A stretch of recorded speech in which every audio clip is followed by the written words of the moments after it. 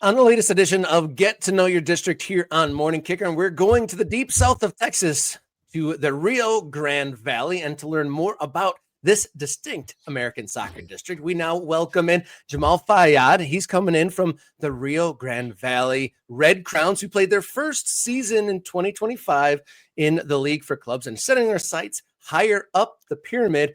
Good morning, Jamal, and welcome to Morning Kickaround. Hey, good morning, fellas. Thanks for having me. First and foremost, I like to do this whenever we do shows like this. Just thank you both for what you do. I think one thing we're missing at this level of soccer especially is storytellers and people to keep folks updated on everything that's happening. So I just can't appreciate enough the things that you guys are doing and the consistency that you do it and the top work that you guys do. So thanks for having me, and thanks for all you do. You're an amazing person, Jamal. I can tell that just off the bat. No, thank you very much. It's very kind of you. We appreciate that. I mean, but we need you obviously here to tell your story so we can disseminate this. And, you're here because you would like people to know about Rio Grande Valley Red Crowns. I'm going to throw the logo up on screen, the badge for Rio Grande Valley Red Crowns, because that goes. I like it a lot. That's a good looking badge. And I'm sure our chat will appreciate that as well. So, Jamal, tell us about your club. Yeah, so I started my soccer career in the USL Championship with the RGV Toros, and I mean we all know the sad story of how that ended. And I remember thinking like I was done with the sport. I once a butcher sees how the steak is cut, you're not craving steak, right? So I was good just being a fan, and I'll give you guys the elevator pitch. It took a trip to England watching lower league soccer to see what these clubs can do for a community. And I was thinking like this can happen back home, but I think it has to be done right. So coming back from that trip, we took the next 2 to 3 years studying American lower league soccer and seeing what worked, what didn't work. And we took the best practices we saw and we created the Red Crowns. And the way we came up with our brand, with our identity, is we sent QR codes throughout all the hotspots in the Rio Grande Valley. And it had nothing to do with soccer. It was questions about home. What makes you think of home? What colors make you think of home? What animals do you think of? What's a good Saturday night to you? And we took all that information and we got it to our designers. Our design team was Tyler Blake, who's involved with Vermont Green, and they seem to be doing some things pretty well. And we had a local designer who also works for the Houston Rockets, just because he had a feel of the local scene and how the locals, what they like, what they don't like. And that's how we came up with the badge and the crest and the brand. And the one request I had, I try to stay out of everything, but I said, put 956, our area code, in the badge. And if you look at our badge, 9 shapes make the parrot, 5 pointed crown, and 6 segmented feathers. So we wear 956 on our hearts every time we take the pitch. Wow. Thank you for that. That was a very eloquent pitch in there. So the Red Crowns, I'm assuming that's a bird that's native to the area? Yeah, so we're the world, or the birding capital of the U.S. People come from all over the world down here because of the migration patterns. All the birds in the southern region or in the southern hemisphere, and all the birds in the northern hemisphere meet here.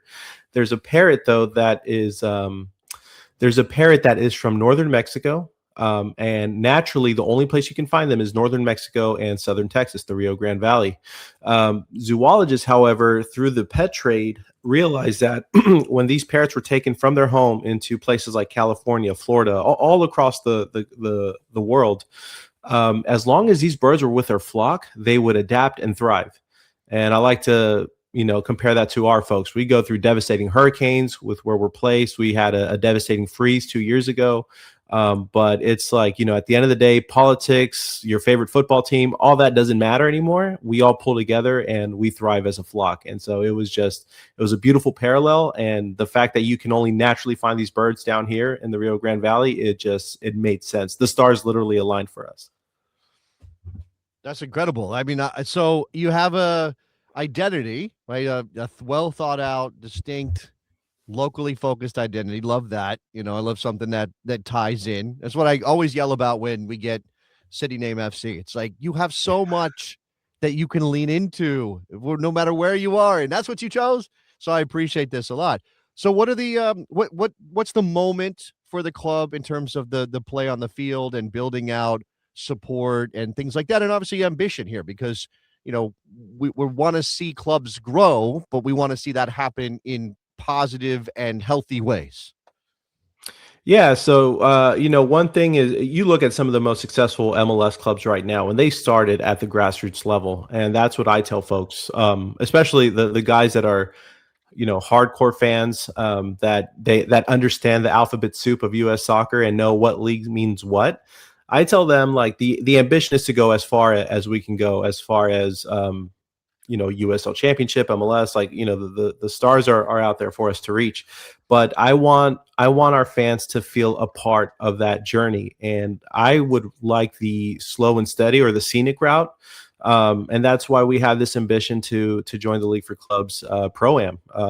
That's kind of where we would like to go. I think it's financially, it's friendly, it's doable, as opposed to taking a huge risk and jumping straight to let's just say USL 1. With the Pro-Am, maybe we can make mistakes and recover enough to where we were able to play year 2, year 3, year 4. So, where we end up in 15, 20 years from now, I don't know what that answer is, but the ambition is to take this thing as far as possible. I think we have a hungry fan base here for soccer. We have a very talented,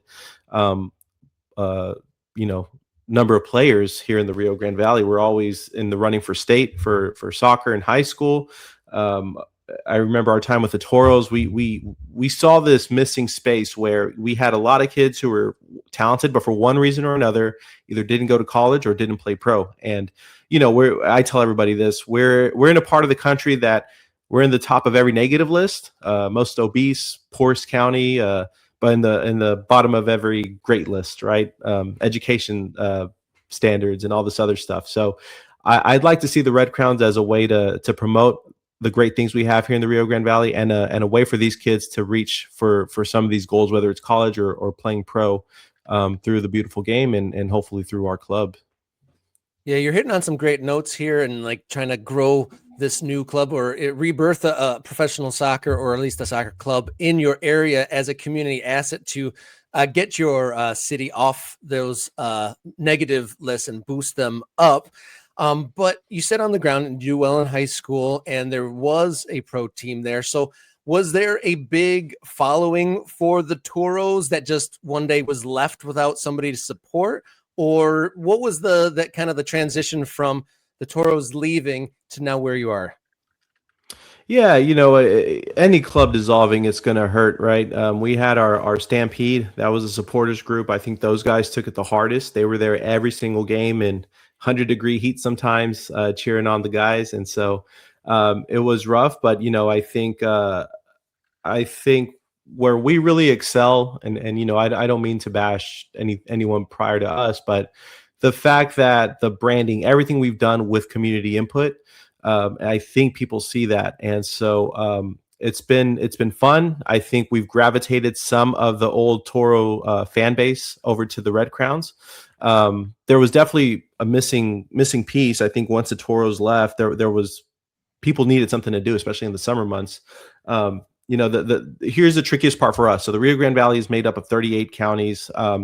The Rio Grande Valley Toros were in McAllen, Edinburgh area, which is like our metroplex. That's about 30 minutes from where we play. We play in Harlingen, Texas. We're in the center of the Rio Grande Valley.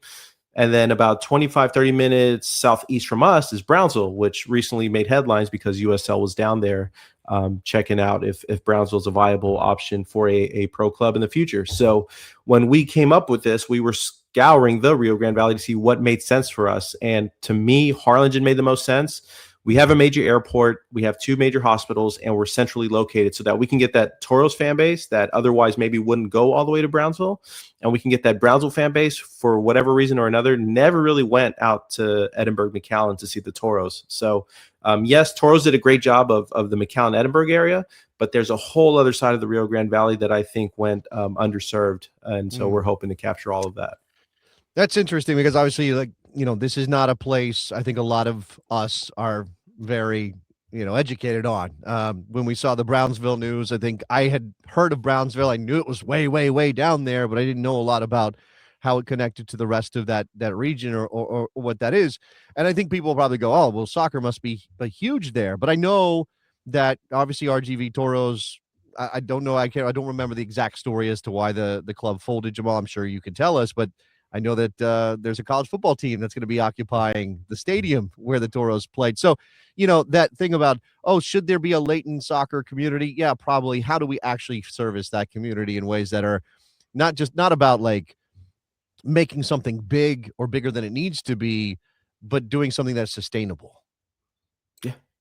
Yeah, and it's funny you mentioned that because so UTRGV plays at the former Toros home, and it's a beautiful facility. It was my favorite, non-biased opinion. It was my favorite stadium in USL whenever things were up and running for soccer. But when we were looking for our home, that was kind of I was hard on that, and I probably made it harder on our staff and our investors. So we took an abandoned baseball field. We had options to play at some high school stadiums. We had options to play at other not soccer specific facilities, but other facilities that had turf. But I went to an abandoned baseball field because we could have full ownership of that. And when that soccer snob comes in, he doesn't see a baseball diamond anymore. He doesn't see football lines. He sees a pitch. And the reason I was so big on that is because we're in an educated fan base. We're in an area with an educated fan base that already has loyalty to their clubs.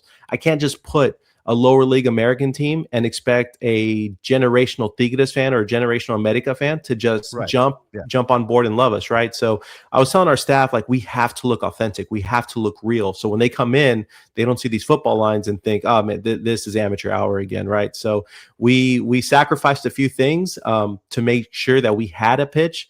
One of the best compliments I had last season was a fan who went and saw, I want to say, Charlton Athletic in England, and a few years back, and he was like, this is the closest thing in America that I've ever been to a Charlton Athletic match. And so to me, that was, being another soccer nerd, I was like, thank you, like, it's working. So I think it's important for us to gravitate towards those fans and kind of draw a hard line to American football, college football. You can have that and have a great time, but now you have a true soccer experience. Yeah, that's interesting. So I don't love like being one of those people who's just like blindly reactionary when I see football lines, or it's kind of an odd fit for whatever the soccer team is trying to do in a place, because obviously these things are hard, right? These things are difficult. Finding a proper place to play, making it work for you. I just mentioned that one of the costs that USL teams often have is taking a baseball field and turning it into a soccer field, because that's the stadium in town that they can utilize to get 10,000 people into a building.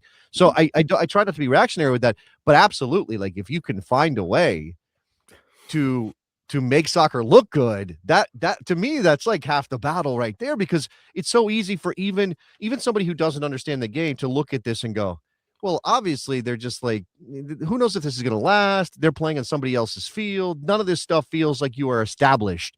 And I say all the time, this is what I say about, fully professional teams, but obviously I'm sure it can apply to you guys and anybody else. When you have a stadium that is identified as your stadium, you have roots in the ground. People can drive by and go, oh, that's where Red Crowns play, right? And then you are permanent in the mind. There's object permanence is a factor in American soccer.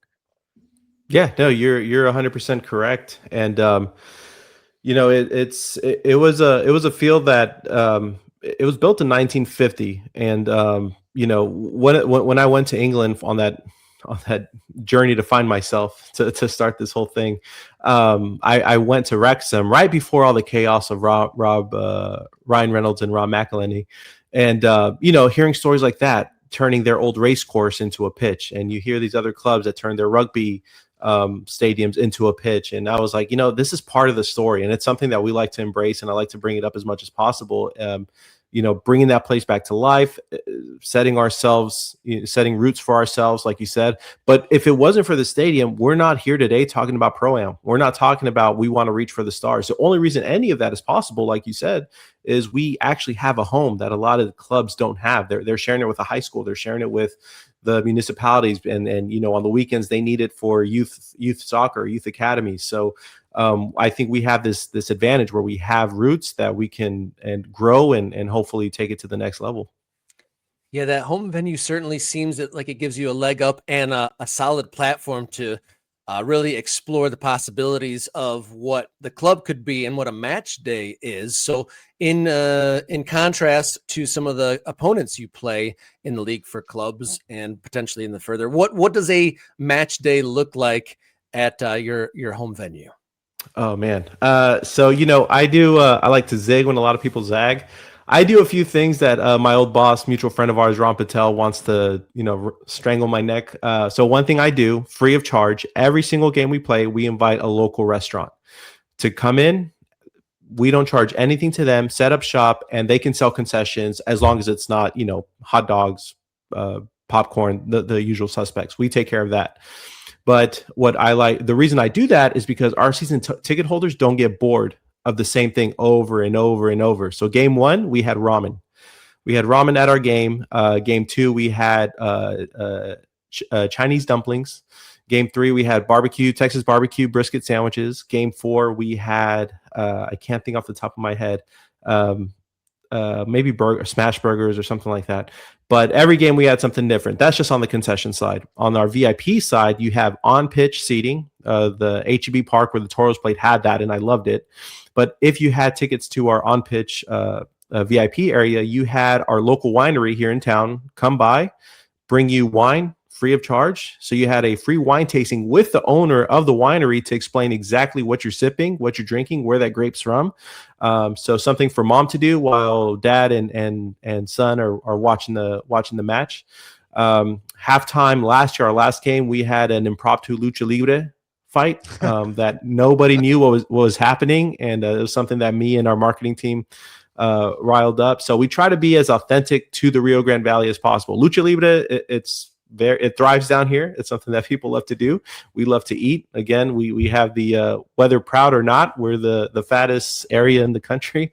So we want what a typical Saturday in the Rio Grande Valley would be in our field with the team to cheer on. Yeah, this is interesting, right? So one of our ultras, George, if you own it, the stadium, you can serve alcohol. There are lots of clubs that can't do stuff like that because they don't have the legal ability to do that. So that's obviously a lift. Well, is there a club, Jamal, for you that is kind of the role model for Red Crowns? Do you look at another club and say, if we can be that, let's be that? Yeah. So before I move on to that, I appreciate the setup. We actually have our own branded beer with the local brewery. So we have a Red Crown lager that we serve at our games. And it was such a hit. I went to the brewery last week to go visit the fellas. We're having a second beer, a dark beer released this year as a thank you for what we did with them last year. So be on the lookout for that. We do a sip and pick event where we invite local artists to draw the beer can design, and then we'll get the fans together and they'll vote on their favorite can.